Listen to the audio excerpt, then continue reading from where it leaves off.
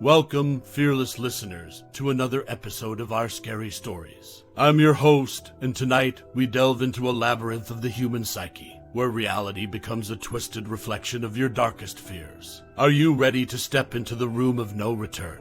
Close your eyes, open your mind, and let's begin this harrowing journey. But remember, once you enter, there's no turning back. Now, hold tight and prepare for the room of no return. The aroma of stale coffee and disinfectants filled the air as Dr. Emily Foster strode down the corridor of Mercy Psychiatric Hospital. Fluorescent lights flickered above, casting ominous shadows on the dull beige walls. Each step she took seemed to absorb into the worn-out carpet, swallowing the youthful vigor that had propelled her into the field of psychiatry. Emily wore her enthusiasm like an emblem. In her late 20s, with an air of keen observation in her eyes, she envisioned a career built on breakthroughs and restored minds. Her white lab coat, still pristine, caught the eyes of nurses and older doctors alike, who viewed her as an oddity, someone yet untouched by the heavy melancholy that weighed down the hallways. Across the nurses' station, behind a sea of files and towering shelves of medical journals, was Dr. Harold Peters. In his late 60s, he wore glasses that perched on the bridge of his nose and had a perpetually furrowed brow. His eyes lifted from a document just long enough to scrutinize Emily. As she approached, "Ah, Dr. Foster," he said, his voice a blend of experience and weariness. "Welcome to your first day at Mercy. I trust you're finding your way around." "I am Dr. Peters, thank you. It's a maze, but a fascinating one." "Ah, the optimism of youth," he sighed. "Mind it doesn't blind you." As Emily familiarized herself with the hospital's winding hallways and labyrinthine records, she had her first therapy session with a long-term patient, George. George was a middle-aged man with grizzled hair, his face lined with the texture of a life lived in perpetual fear. As Emily probed into his recurring nightmares, he leaned in close. "Have you heard, Doctor?" George's eyes darted from side to side as if the walls themselves might overhear. "About the room of no return." Intrigued, Emily questioned further. "What room is that, George?" "Nobody knows its real number. They say it's where they send you if you know too much, ask too much. You walk in, but you don't walk out. Ever." Emily felt a shiver run down her spine, but maintained her professional composure. "I assure you, George, there's no such room here. You have nothing to worry about." In a hushed meeting later, over stale coffee and weathered patient files, Emily couldn't resist asking the nursing staff about George's claims. The nurses exchanged furtive glances before one spoke up. "Ah, that old legend. We don't put much stock in it. It's a story, a campfire tale for overworked staff and restless patients." Dr. Peters overheard the conversation and pulled Emily aside. "Listen," he said, a stern emphasis on each word. "We have enough real problems to deal with here. Do not encourage such baseless folklore. These myths are best left to die, buried under years of sensible medical practice." Yet, Emily couldn't let it go. The seed of curiosity was planted, watered by George's frantic eyes, and nurtured by the dismissive laughter of staff who'd been around long enough to lose their sense of wonder or fear. That evening, after her last session, Emily found herself in front of an old computer, its screen dim and littered with pixelated icons. With a hesitant hand, she opened the digital map of the hospital's layout. She compared it with ancient, dust-covered floor plans she'd found in a neglected storage room. Her eyes widened as she noticed a small discrepancy, a room unaccounted for in the newer records, hidden behind the convoluted design of the dilapidated building. As the clock neared midnight, Emily felt a mix of dread and anticipation. Like a moth irresistibly drawn to a flame, she couldn't shake off the desire to find out more. If there was a truth buried within the myth, she was determined to uncover it. What she didn't know was that some legends are rooted in realities too horrifying to fathom, and that some rooms are better left unopened. But all of that was still to come, lurking in the unseen corners of Mercy Psychiatric Hospital, awaiting discovery in a room of no return. So ended Emily's first day at Mercy, her mind swirling with clinical jargon, emotional patient encounters, and a tale she was half inclined to dismiss. But as she switched off her desk lamp and the room plunged into darkness, she felt something she hadn't felt since her first step into the hospital. A shiver of unexplained fear, one that warned her that some doors, once opened, unleashed things that can never be put back. The clock ticked, each second echoing in the emptiness, as Emily was left to contemplate the weight of choices yet to be made. Little did she know that her choice would send ripples through the very fabric of reality, inviting shadows darker than any human mind could conceive. But that is a tale for another chapter. For now, the room remained a whispered myth, its secrets sealed away behind layers of dust and disbelief. And as Emily turned to leave, she cast one last glance at the floor plans she'd unearthed, not yet aware that they were a map to an abyss from which there might be no return. In Mercy's psychiatric hospital, where time seemed to stand still, and dread hung heavy in the air, Emily's journey into the incomprehensible had only just begun. Dr. Emily Foster, bolstered by the thrill of uncovering what many deemed a fairy tale, found herself in an unused corridor. Its walls were lined with outdated medical equipment and stack upon stack of old records and yellowed photographs. Cobwebs hung from the ceiling, making a low canopy, while dust particles floated in the shafts of pale light filtering in through grimy windows. Each step she took made the wooden floor creak in protest, as if voicing its displeasure at being disturbed after years of solitude. The air was thick with the musty smell of mildew and forgotten years. The hospital's pervasive scent of antiseptic and sterilized instruments gave way to an older, more organic aroma, as if the building itself were exhaling memories long since buried. Emily was armed with a flashlight, her pulse a drumbeat in her ears. She moved the beam of light along the wall until it rested on a barely visible doorframe, partially concealed behind a rusty gurney and a toppled cabinet. With her heart pounding in her chest, she pushed the clutter aside, her muscles straining against years of accumulated detritus. There it was, a door. No number, no sign, just a tarnished brass knob, almost begging to be turned. Despite the stern warnings of Dr. Peters, the uneasy laughter of the nursing staff, and the chilling dread settling in the pit of her stomach, Emily couldn't resist the allure of the unanswered. Her hand shook as she reached for the knob, feeling the cold metal press into her skin. It offered a slight resistance before giving way. With a deep breath, she pushed the door open. The creaking of the hinges reverberated through the corridor as if announcing her entry into the annals of the hospital's secret history. Stepping inside, she flicked on the room's light switch. A single bulb flickered to life, revealing an unexpectedly ordinary room. The walls were the same dull beige as the rest of the hospital, perhaps a shade darker from years of neglect. A metal-framed bed stood against one wall, its mattress yellowed and sagging. Beside it, a wooden nightstand bore an ancient lamp covered in dust. Yet, what caught her eye was something hanging on the far wall, a large mirror with a shimmering, fluid-like surface. It seemed out of place, almost ethereal. Emily approached the mirror cautiously. Its surface swayed like water, inviting her to reach out and touch. Tentatively, she extended her hand towards the reflective pool. Just before her fingers made contact, a force yanked her violently forward. For a moment, she felt like she was being drawn through a tunnel, her senses overwhelmed by an otherworldly blend of colors and distorted shapes. What she saw on the other side defied description.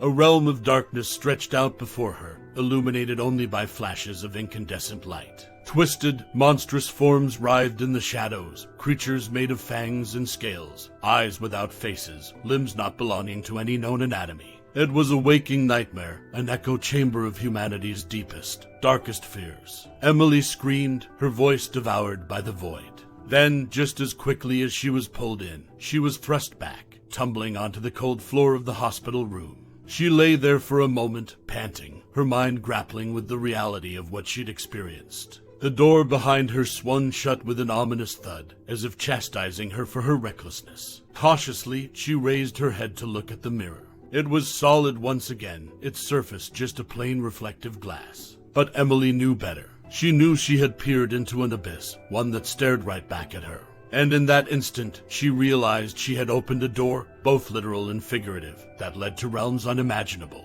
Her sense of academic curiosity was now muddled with an instinctual dread.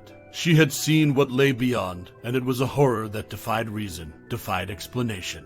As she staggered out of the room, she couldn't help but wonder if she was the first to glimpse the dark realm, or merely the first to return from it. And as the door clicked shut behind her, she felt a wave of nausea wash over her, as if her very being had been contaminated by the terrible knowledge she had gained. Unbeknownst to Emily, the mirror shimmered once more, as if it had taken on a life of its own.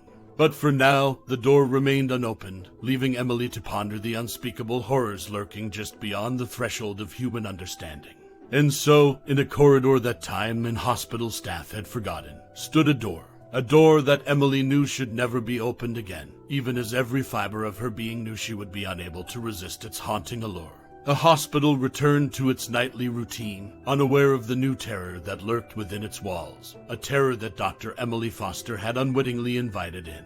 In the room that should have remained a forgotten myth, the mirror's surface began to ripple, as if disturbed by an unseen hand. Without warning, it stretched outward like liquid, an ever-widening pool that defied the laws of physics and matter. From this swirling vortex emerged grotesque entities, each more horrifying than the last. They slid into the room, their forms solidifying as they transitioned from their dark realm into ours. The air grew icy cold, and a fetid odor, rotting meat mixed with burning sulfur, filled the room. A guttural hum vibrated the walls as the creatures materialized fully, keen on exploring their newfound world. Among them was the faceless child, an entity resembling a young boy, its skin as pale as milk, its features disturbingly smooth, no eyes, nose, or mouth. Its existence questioned the very nature of innocence, offering a cruel mockery of youth. Then there was the clawed shadow, an elongated figure that seemed made of darkness itself, its form punctuated only by razor-sharp talons that scraped menacingly against the walls, craving contact with anything it could tear asunder.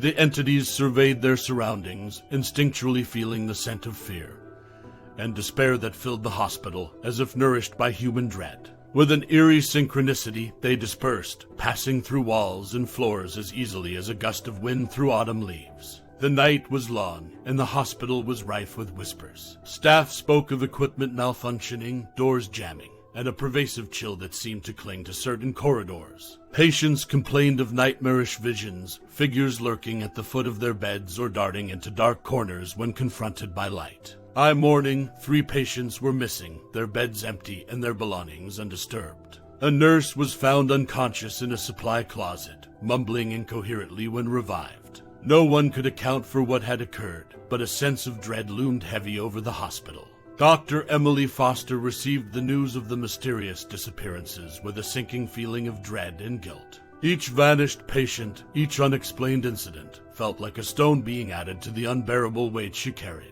Her eyes, red-rimmed from lack of sleep, met those of Dr. Harold Peters, who shook his head in disbelief at the escalating situation. "Something's gone horribly wrong," he muttered, oblivious to Emily's role in the nightmare unfolding around them. And yet, even as Emily considered confessing, revealing the terrible error in judgment she had made, her lips remained sealed. What could she say? How could she explain the inexplicable? Fear gripped her, not just fear for her career, but fear of the horrors she had unleashed. Could they be returned to their dark realm?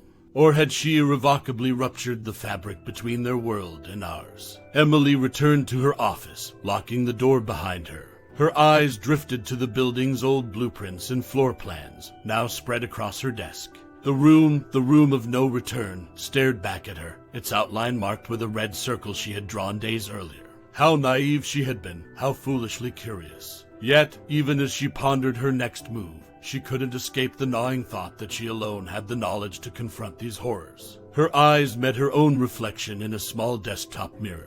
But unlike the terror-stricken woman who looked back at her, the mirror held no dark secrets, no monstrous figures lurking in its depths. Or so she desperately hoped, as outside her office door, down cluttered corridors and within dimly lit rooms, the horrors roamed, and the boundary between nightmare and reality grew perilously thin. Sequestered in her office, Dr. Emily Foster pored over ancient texts and arcane theories she'd downloaded onto her computer. Her eyes flitted across descriptions of parallel universes, dark matter, and eldritch entities. Each click seemed a desperate plea to the universe, each scroll a prayer for redemption. Her room smelled like cold coffee and desperation, lit only by the ghostly glow of her screen. On a secured medical forum for psychiatrists, she stumbled upon theories linking psychological archetypes to manifestations of fears, collective and individual. It was a speculative shot in the dark, but her mind buzzed at the implications. Could she find the reverse switch by confronting the fears that had birthed these abominations? Her hands trembled as she typed, the weight of every keystroke carrying the dire situation she had embroiled herself in. Finally, she found a page detailing an ancient incantation said to reverse unwanted crossings between realms. But it had to be read from the other side, from within the monster's dark realm. Two options unfurled before her like the most dreadful of pathways. She could seal the portal, trapping the entities here where at least they might be fought or contained. Or she could step into their realm, risking everything to read the incantation that would reverse the crossing, sending them back but potentially stranding herself in that nightmarish world. She imagined the room, the mirror, its once solid surface now a swirling vortex. She imagined standing in front of it, an incantation clenched in her shaking hand, and monstrous eyes, eyes that defied anatomy and reason, watching her from a world no human was meant to see. A knot tightened in her stomach as she opened her office door. Down the hall, Dr. Harold Peters' office emitted the soft glow of a table lamp. Taking a deep breath that did little to steady her, Emily knocked and entered. Harold looked up, concern etching lines deeper into his already lined face. "What brings you here so late, Emily?" he asked. It's hypothetical, but let's say there's a way to put an end to the escalating crisis," she began cautiously. "But the catch is, one option leaves us with an unpalatable outcome. The other is dangerous, incredibly so, but could resolve the problem entirely. What should one do?" Harold paused, adjusting his glasses before speaking. "In medicine, we take calculated risks every day. It's about evaluating the greater good against the potential fallout." Emily nodded, her heart pounding. "And if the risk is your own life," Dr. Peters sighed, "then you better be damn sure it's a risk worth taking, for yourself and for everyone else." He had no idea how literal his advice was, but it seemed to hand Emily the piece of courage she had been desperately searching for. "Thank you, Harold," she said softly, stepping out of his office. As she walked back, the dim fluorescent lights flickered above her, as if the building itself sensed the monumental decision that lay ahead. Was it her imagination, or did the shadows in the corners of the hospital seem darker, more menacing? Emily returned to her office, her eyes falling upon the ancient incantation displayed on her screen. With resolve solidifying in her chest, she printed it out. Whatever she was going to do, she'd have to do it soon. Time was slipping through her fingers, much like the fabric of the world she knew, and the dark realm that now bled into it. Emily sat alone in her office, staring at the printed sheet of incantations. The paper felt heavier than it looked, like it was soaked in the weight of her choices. With a sense of ritual, she folded it carefully and tucked it into a pocket close to her heart. She felt like a soldier preparing for war. In a way, she was, arming herself for a battle in realms beyond human comprehension. She wore no armor, but she felt the invisible weight of responsibility draped around her shoulders. For additional protection, she grabbed a talisman she'd read about, an obsidian amulet said to ward off dark energies. Who knew if it would work, but at this point, she'd cling to a lifebuoy of hope, however feeble. Before leaving her office, she took a deep breath, smelling the lingering aroma of old coffee. An antiseptic. Then, forcing her feet to move, she marched towards the neglected wing of the hospital, her shoes tapping a grim drumroll on the tile floors. The door to the room of no return looked innocuous, deceitfully so. Emily's fingers hesitated on the cold metal handle. She thought of Harold's words, of the unknown faces and names that filled the hospital rooms. Taking another shuddering breath, she twisted the handle and stepped inside. The room greeted her with an atmosphere thick with anticipation, as though it had been waiting for her. Her eyes fell upon the mirror, its surface undulating like dark water under moonlight. She could feel it pulling her, a cosmic whirlpool beckoning her into its depths. With a last glance at the world she knew, she stepped through. Cold, dark, indescribable, Emily was plunged into a realm where the air was thick with dread. Flickers of malevolent light revealed glimpses of landscapes not crafted by any god known to man, crooked mountains, pulsating skies, and misshapen creatures. They were terrifyingly more formidable here, in their native realm, their eyes glowing brighter, their shadows darker, their forms more contorted. Summoning every ounce of courage, she unfurled the paper with shaking hands and began to recite the incantation. Each syllable was a battle, each word a war cry. But as she reached the penultimate line, a particularly cunning entity emerged, a serpentine shadow with piercing, luminescent eyes, slithering around her in spirals, whispering doubts into her mind, trying to break her focus. "Turn back, Emily Foster," it hissed, "or risk eternal entanglement in our web of nightmares." She felt her concentration waver, the incantation tremble on her lips. And then, with a flash of insight, she remembered the obsidian amulet hanging around her neck. Grasping it firmly, she felt a surge of clarity wash over her, as if she'd tapped into a reservoir of latent strength. With a newfound sense of resolve, she belted out the final line of the incantation. For a breathless moment, the world stood still, then shattered into a cyclone of reversing chaos. She felt as if she were in the eye of a storm, watching the monstrous entities scream and disintegrate into smoky tendrils that were sucked back into the tumultuous mirror. Suddenly, she found herself hurled back into the room of no return. The mirror's surface had returned to its normal reflective state. Was it over? Had she done it? Her body ached, her spirit felt both drained and elated, yet she was consumed by a single, overwhelming emotion: hope. She hurried out of the room, locking it behind her. Whether it was sealed forever or just for now, the immediate threat was over. But as she leaned against the locked door, catching her breath, Emily Foster knew that her life had irrevocably changed. She had touched a darkness so profound it defied comprehension, yet she had also glimpsed an indomitable human spirit, her own, capable of pushing back the dark. And for now, at least, the dark had retreated. Emily felt an overwhelming sense of relief wash over her as she gazed into the now benign mirror. She'd done it, she'd sent them back. Taking a step forward, she reached out to touch the surface, half expecting her hand to sink into another realm.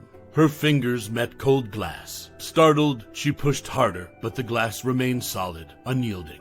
It took her a moment to grasp the horrifying reality. She'd succeeded in reversing the portal, but at a cost she hadn't anticipated. She was stuck in the other realm. A surge of despair gripped her, but she pushed it back, realizing there was still work to be done. The obsidian amulet weighed heavily around her neck as if asking, "What now?" She recalled another incantation, one that would seal the portal permanently, making it impossible for anyone or anything to cross again. She knew it was a one-way ticket, a final act of sealing her fate while saving countless others. With a deep, shuddering breath that tasted of alien air, she began to recite the incantation, her voice echoing in the twisted landscape. As the final word left her lips, a shockwave emanated from her, cascading towards the mirror. It shattered into ethereal dust, dispersing into the dark atmosphere. Back at the hospital, Harold Peters walked into Emily's office, his eyes falling upon her disheveled desk. Papers were strewn about, a coffee cup left abandoned. His eyes narrowed when he noticed a handwritten note among the clutter, recognizing Emily's handwriting. He picked it up and began to read. It was a detailed account, her research, her discovery, and her intention to end the nightmare once and for all. Harold felt his throat tighten. He walked down to the room of no return, finding the door locked as usual, but when he managed to open it, the room was empty. The mirror was gone. Harold sealed the room permanently, labeling it a storage closet, but the legend of Dr. Emily Foster became an indelible part of the hospital lore, whispered in hushed tones among the staff and patients. A few weeks later, a nurse named Clara was completing her rounds in a different wing of the hospital. She entered a room that had been unoccupied for years, now assigned to a new patient. As she adjusted the curtains and checked the medical equipment, her eyes caught a strange reflection in the corner. Turning around, she found a mirror, oddly out of place in an otherwise clinical room. It was an antique, with ornate designs cradling its frame. She approached it, mesmerized, and as she looked into its depths, she swore she saw something move, a fleeting shadow, a ripple in reality, a whisper hinting that the saga might not, in fact, be over. Ah, what tangled webs we weave when we tamper with realms beyond our comprehension. Tonight, we've seen how the walls between worlds are far from unbreachable, and how the price of curiosity may be more than you bargained for. This has been another chilling episode of Our Scary Stories. Did Dr. Emily Foster seal away the nightmarish entities for good, or have we merely closed one door only for another to creak open? Until next time, sleep well if you dare. This is Our Scary Stories signing off for tonight.